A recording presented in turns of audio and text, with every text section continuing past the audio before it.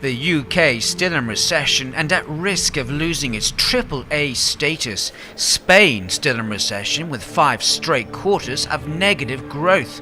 Even the stars of Europe, France and Germany, have very weak growth at 0.3 and 0.7 respectively. The European economy looks set to stay in the doldrums until the continent sorts out the mess of its financial sector. So how important is Europe's financial sector?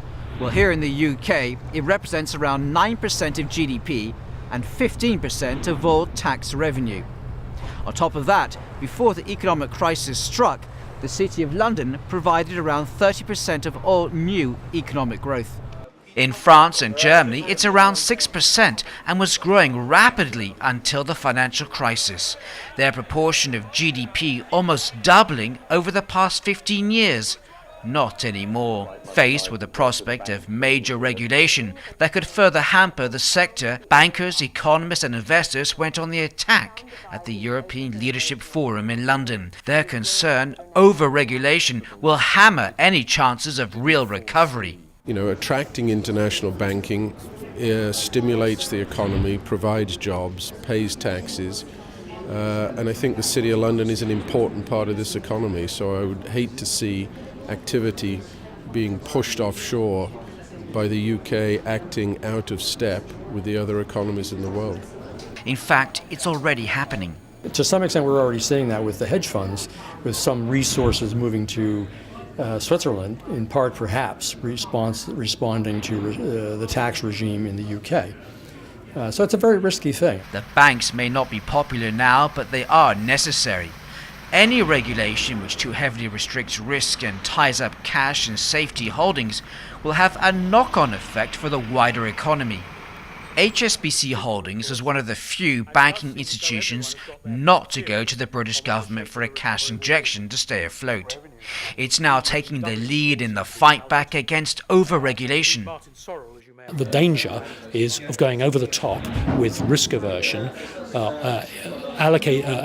loading more costs onto the system in a way which will impede and stifle economic growth. Getting that balance right is all important for all of us. But there is a flip side Lloyd's of London is well aware of, the implications of too much risk. Having been caught out twice in the last 2 decades with too little liquidity during emergencies. Now regulators working across the EU are drawing up new guidelines known as Solvency II to ensure major insurers don't take the kind of risk that can put them out of business, but allows them to operate in a competitive market. We need to work with regulators to ensure that the regulation that we have is appropriate for our business, that we don't have too much, or we're not required to hold too much capital. Of course, if you have too much capital, then you're not going to get the returns and capital is going to go elsewhere. So it's getting the balance right.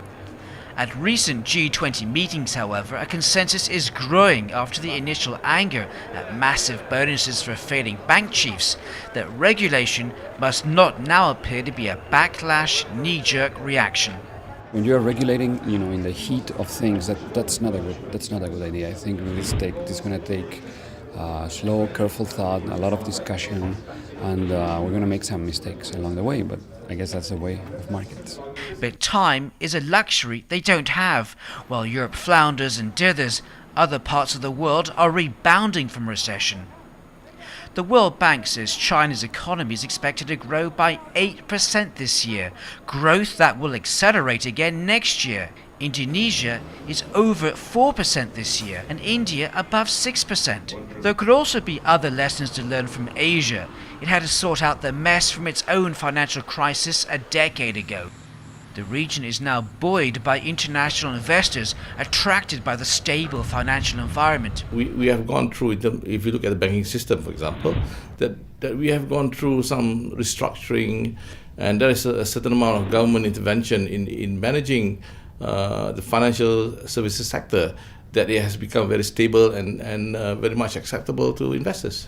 Economists say that one of the great leadership failures of the Great Depression of the 1930s was too little international coordinated action.